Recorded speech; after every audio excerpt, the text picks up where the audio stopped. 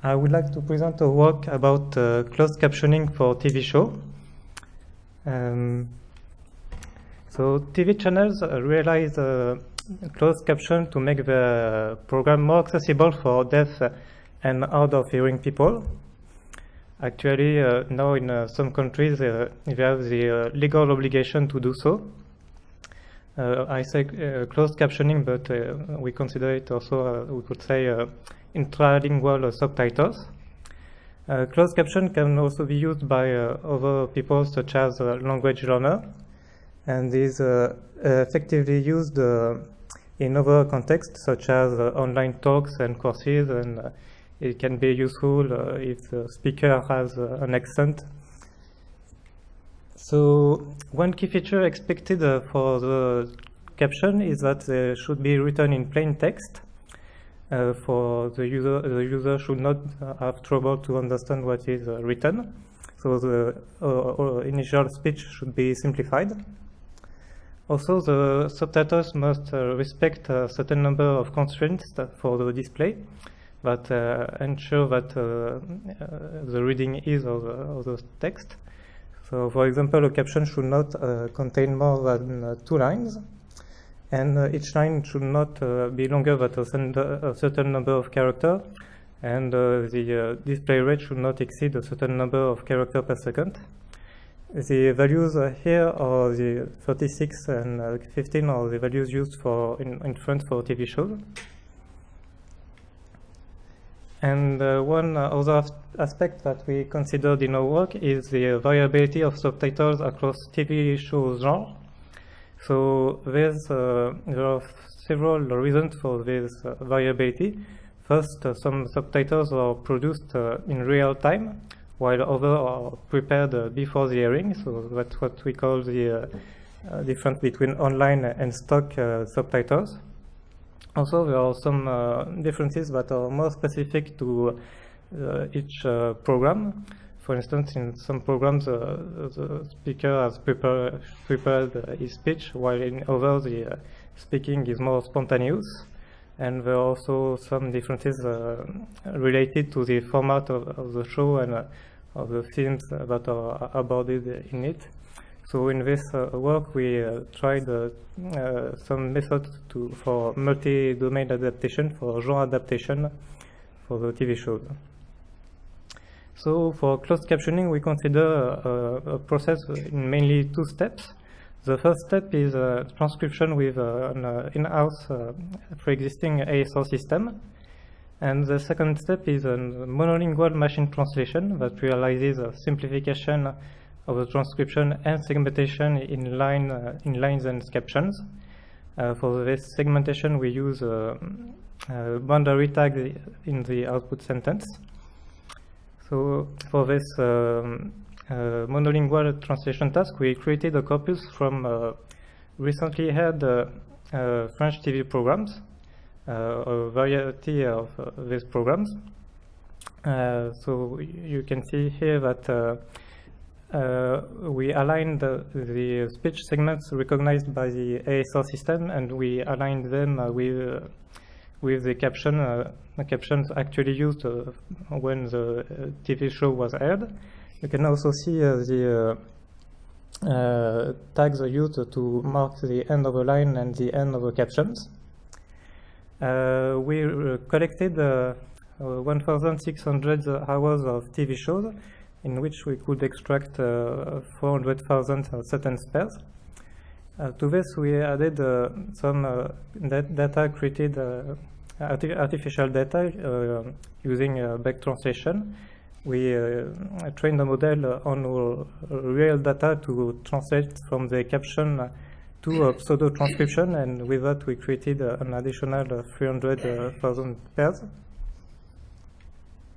So on this graph, we can see some differences related to the genres in our corpus, observed in our corpus. So I will point to some of them.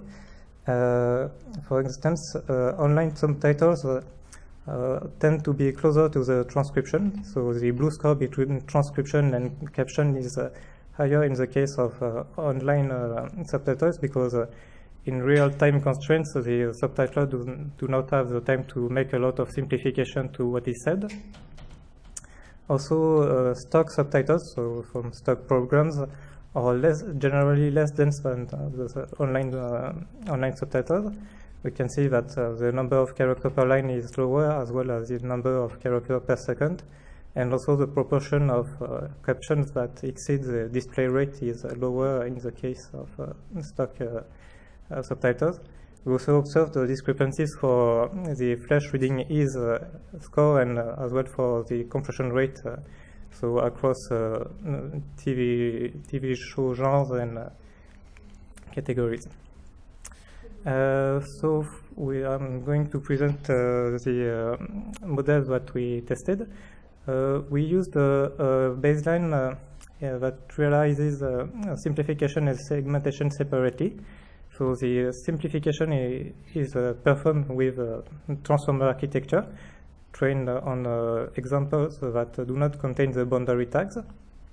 And then the segmentation is actually performed by a separate module which uses a few handcrafted rules. To that, we compared the system that realizes jointly simplification and segmentation, so still using a transformer. And you can see in that we used the boundary tags in the output sentence for training. Also, given that subtitles are expected to be shorter than the transcription part, and that subtitles must respect space constraints, we experimented with less control methods. So based on the positional encoding in transformer, so the positional encoding in transformer characterizes the position of the current word in the sentence using this formula. And variations of this positional encoding were proposed by Takase and Okazaki, length ratio positional encoding and length difference positional encoding that allow for the definition of a length objective, so in order to control the length of the output sentence.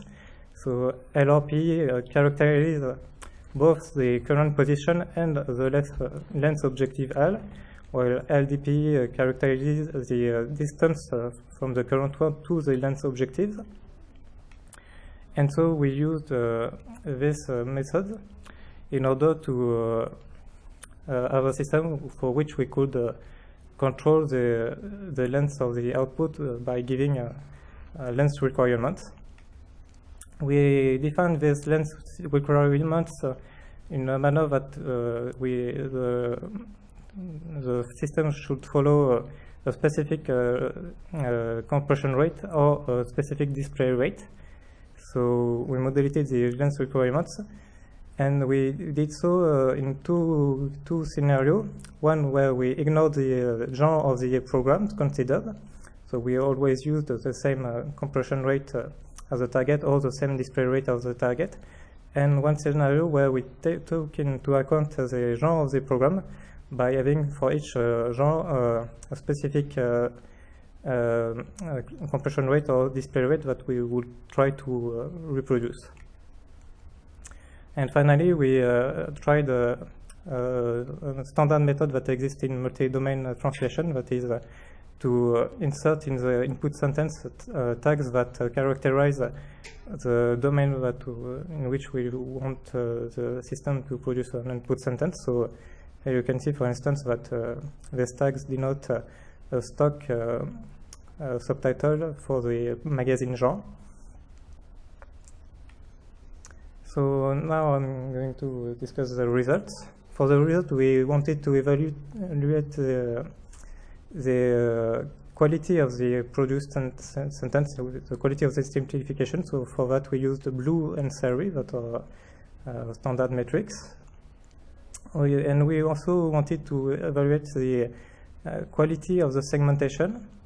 So for that, we used also existing measures that are BlueBR and TRBR that characterizes that are designed to evaluate the the quality of the segmentation. So blue BR is a blue score computed by keeping the boundary tags in the sentence, while TR BR is a TR score computed by masking every word except for the boundary tags.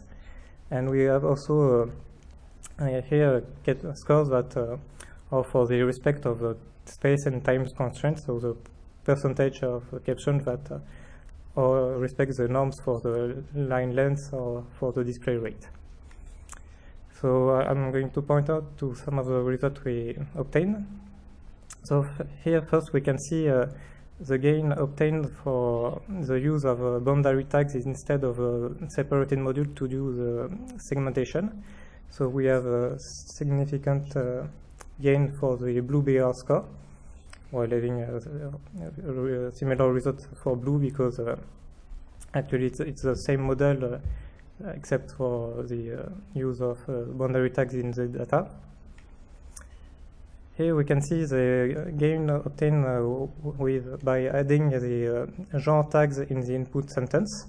So we have improved the blue and sari score, as well as the blue BR and TR-BR. So it seems that the segmentation as well as the quality of the simplification benefit from the use of these genre tags. For the lens control approach, we have more of a mixed bag, since we did observe better results concerning the respects of the space and time constraints. So the proportion of captions that exceed the line length or display rate recommended values is less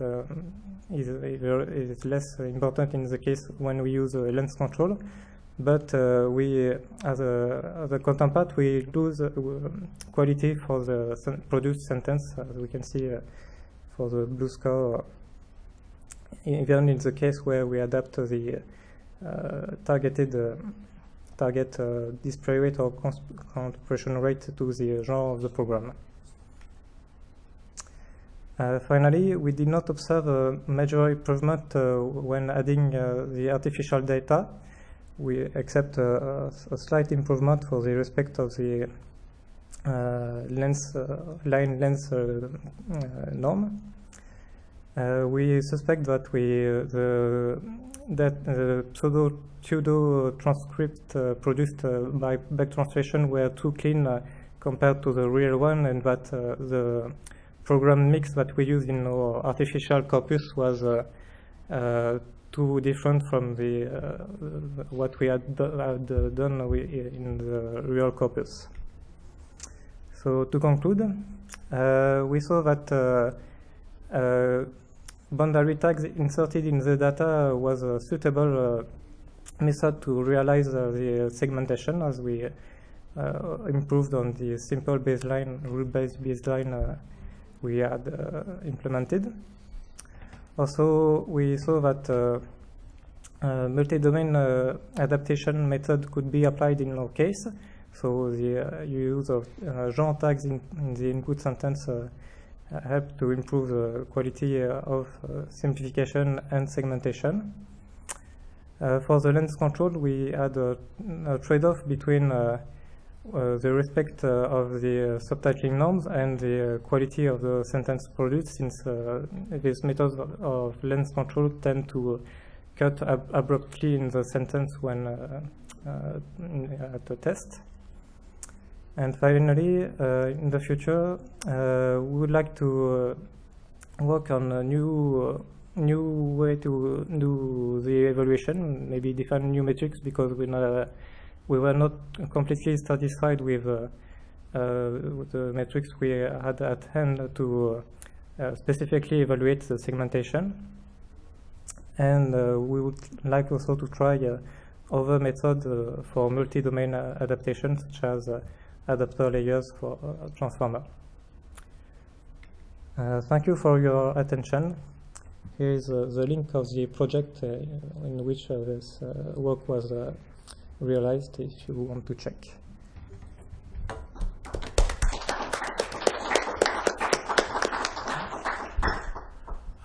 Thank you for the talk. Do we have any questions in the room?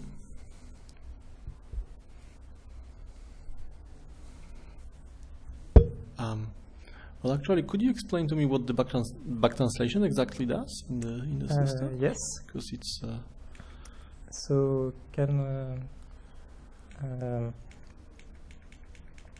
so what we did was we